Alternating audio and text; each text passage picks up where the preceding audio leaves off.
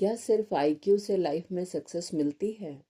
क्यों कुछ लोग कम मार्क्स लाकर भी लाइफ में आगे निकल जाते हैं और कुछ हाई डिग्री लेकर भी रिलेशनशिप्स और करियर में स्ट्रगल करते हैं? आज की इस वीडियो में हम बात करेंगे एक ऐसी बुक की जिससे दुनिया को सिखाया कि असली ताकत दिमाग की स्पीड नहीं बल्कि इमोशंस को संभालने की स्किल है। मैं बात कर रही हूँ इमोशनल इंटेलिजेंस की, जिसे लिखा है साइकोलॉजिस्ट डैनियल गोलमैन ने। जब मैंने इस बुक को पढ़ा तो ऑनेस्टली मुझे लगा कि यह सिर्फ थ्योरी नहीं है, यह हमारे रोज के जीवन का मिरर है। कई बार हम गुस्से में गलत डिसीजंस लेते हैं, छोटी छोटी बात पर हर्ट हो जाते हैं या किसी बात से इतना डिस्टर्ब हो जाते हैं कि पूरा दिन खराब हो जाता है। तब समझ आता है प्रॉब्लम बाहर नहीं अंदर है और सॉल्यूशन भी अंदर ही है। इस बुक का मेन आइडिया बहुत सिंपल है। लाइफ में सक्सेस सिर्फ आईक्यू से नहीं बल्कि ईक्यू यानी इमोशनल इंटेलिजेंस से मिलती है। इमोशनल इंटेलिजेंस का मतलब है अपने इमोशंस को समझना, कंट्रोल करना और दूसरों के इमोशंस को भी फील और रिस्पेक्ट करना। ऑथर बताते हैं कि हमारे ब्रेन में दो तरह के सिस्टम काम करते हैं। एक है लॉजिकल ब्रेन जो सोचता है, एनालाइज करता है, और दूसरा है इमोशनल ब्रेन जो तुरंत रिएक्ट करता है। कई बार इमोशनल ब्रेन इतना फास्ट रिएक्ट करता है कि लॉजिकल ब्रेन को सोचने का मौका ही नहीं मिलता। इसे ऑथर ने इमोशनल हाईजैक कहा है। जैसे कोई तुरंत बोल दे और हम तुरंत एक्सप्लोड हो जाएं, बाद में रिग्रेट करें कि मुझे ऐसा रिएक्ट नहीं करना चाहिए था। मैंने अपनी लाइफ में नोटिस किया है कि जब भी मैंने तुरंत रिएक्ट किया, नुकसान मेरा ही हुआ।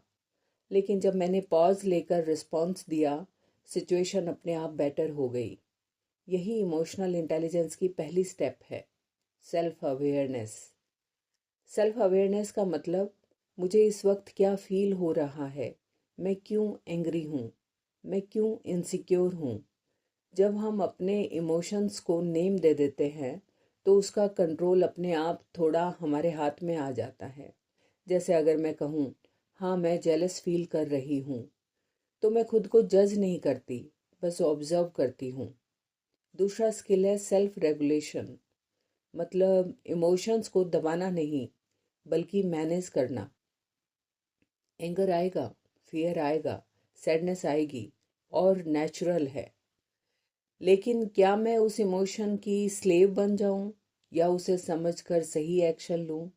यही फर्क है मैच्योर और इमेच्योर बिहेवियर में। ऑथर कहते हैं सक्सेसफुल लोग इमोशंस को इग्नोर नहीं करते बल्कि उन्हें गाइड की तरह यूज करते हैं।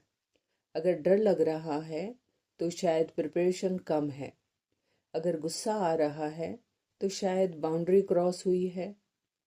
इमोशन मैसेज है, एनिमी नहीं। तीसरी स्किल है मोटिवेशन। यहाँ मोटिवेशन का मतलब सिर्फ गोल अचीव करना नहीं बल्कि अंदर से ड्रिवन होना। इमोशनल इंटेलिजेंस वाले लोग फेलियर से टूटते नहीं, सीखते हैं। वह डिले ग्रेटिफिकेशन को समझते हैं, मतलब अभी छोटी खुशी छोड़कर फ्यूचर की बड़ी सक्सेस के लिए वेट करना। मुझे ये पार्ट बहुत इंस्पायरिंग लगा क्योंकि कई बार हम रिजल्ट जल्दी चाहते हैं, लेकिन इमोशनल मैच्योरिटी सिखाती है पेशेंस रखो, प्रोसेस पर फोकस करो। चौथी स्किल है एम्पैथी। एम्पैथी का मतलब सिंपैथी नहीं है। सिंपैथी में हम कहते हैं मुझे तुम्हारे लिए बुरा लग रहा है, लेकिन एम्पैथी में कि हम कहते हैं कि मैं समझ सकता हूँ कि तुम क्या फील कर रहे हो। ये डिफरेंस रिलेशनशिप्स को कम्प्लीटली चेंज कर देता है। जब हम सामने वाले की फीलिंग को समझने लगते हैं तो अननेसेसरी फाइट्स कम हो जाती है। पेरेंट्स अगर बच्चों की इमोशन समझें, टीचर्स अगर स्टूडेंट्स की फियर समझें, हस्बैंड वाइफ अगर एक दूसरे की स्ट्रेस समझें, तो घर, स्कूल, ऑफिस, हर जगह हार्मनी बढ़ जाती है। पांचवी स्किल है social skill, communications, listening, conflict handle करना, टीम वर्क। यह सब इमोशनल इंटेलिजेंस का हिस्सा है। हाई आईक्यू वाला इंसान अकेला जीनियस हो सकता है, लेकिन हाई ईक्यू वाला इंसान टीम बना सकता है। और आज की वर्ल्ड में कोलैबोरेशन ही पावर है। ऑथर ने कई रिसर्च एग्जाम्पल्स दिए हैं। उन्होंने बताया कि जिन बच्चों में बचपन में सेल्फ कंट्रोल और पेशेंस डेवलप होती है, वे आगे चलकर लाइफ में ज़्यादा सक्सेसफुल और हैप्पी होते हैं। मार्क्स इम्पोर्टेंट है, लेकिन इमोशनल स्टेबिलिटी उससे भी ज़्यादा इम्पोर्टेंट है।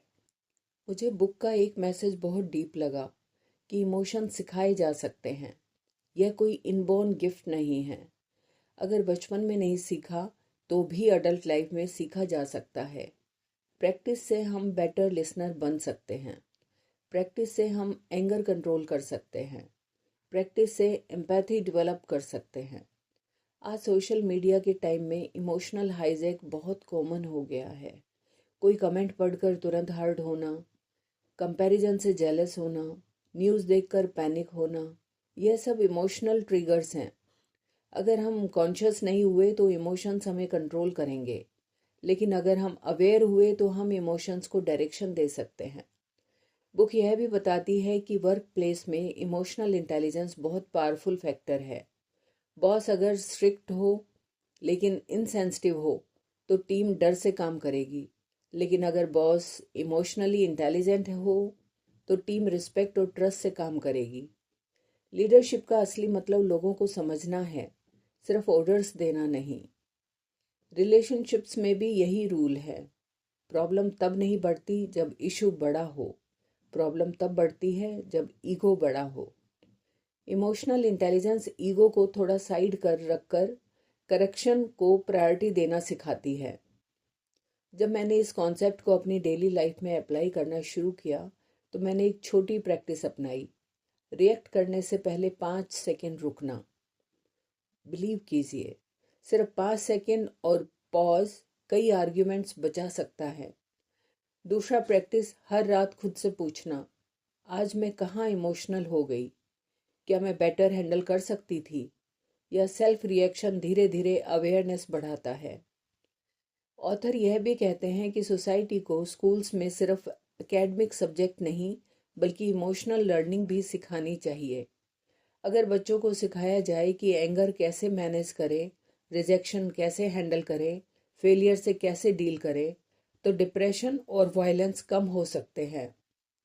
इमोशनल इंटेलिजेंस हमें वीक नहीं बनाती, उल्टा यह हमें स्ट्रांग बनाती है, क्योंकि स्ट्रांग वही है जो अपने अंदर के स्ट्रॉम को संभाल सके। बाहर की दुनिया को कंट्रोल करना मुश्किल है, लेकिन अपने रिस्पॉन्स को कंट्रोल करना पॉसिबल है। कई बार लोग सोचते हैं मैं ऐसा ही हूँ, मेरा नेचर ही गुस्से वाला है, लेकिन बुक कहती है नेचर फाइनल नहीं है, ब्रेन फ्लेक्सिबल है। प्रैक्टिस से न्यू हैबिट्स बन सकती हैं। जब भी हम काम रिस्पॉन्स चूज करते हैं, हमारा ब्रेन नया पैटर्न सिखाता है। इमोशनल इंटेलिजेंस का कोर मैसेज यही है, feel deeply but act wisely. Emotion को डिनाई मत करो, लेकिन उसे डायरेक्शन दो। अगर हम इस बुक की टीचिंग को सिंपल वर्ड्स में कहें तो वह है, पॉज करो, ऑब्जर्व करो, अंडरस्टैंड करो और फिर रिस्पॉन्ड करो। लाइफ में प्रॉब्लम्स ख़त्म नहीं होंगी, लोग बदलेंगे नहीं, सिचुएशंस हमेशा परफेक्ट नहीं होंगी, लेकिन अगर हमारी इमोशनल स्ट्रेंथ बढ़ गई तो हर सिचुएशन मैनेजेबल लगेगी। आज जब मैं पीछे मुड़कर देखती हूँ तो समझ आता है कि मेरे कई दुख सिचुएशन से नहीं, मेरे रिएक्शन से पैदा हुए थे। अगर तब इमोशनल इंटेलिजेंस समझ आती तो शायद कुछ रिलेशनशिप्स बच जाते, कुछ रिग्रेट्स कम होते। लेकिन अच्छी बात यह है, सीखने में कभी देर नहीं होती। ये बुक हमें सिखाती है कि सक्सेस का असली फार्मूला IQ प्लस EQ। सिर्फ स्मार्ट होना काफ़ी नहीं, सेंसिटिव और बैलेंस्ड होना भी ज़रूरी है। तो अगर आप भी लाइफ में बेटर रिलेशनशिप्स, पीसफुल माइंड और रियल सक्सेस चाहते हैं तो इमोशनल इंटेलिजेंस डेवलप करना शुरू कीजिए। स्मॉल स्टेप से शुरुआत करें। Daily self check, active listening, gratitude practice और कॉन्शियस पोज। याद रखिए, इमोशंस दुश्मन नहीं हैं, वे एनर्जी हैं।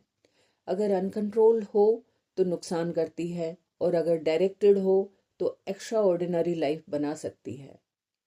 अगर ये समरी आपको हेल्पफुल लगी हो तो वीडियो को लाइक करें, शेयर करें और चैनल को सब्सक्राइब ज़रूर करें।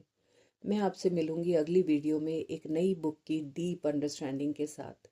तब तक याद रखिए, इंटेलिजेंट बनना अच्छी बात है, लेकिन इमोशनली इंटेलिजेंट बनना लाइफ बदल देता है।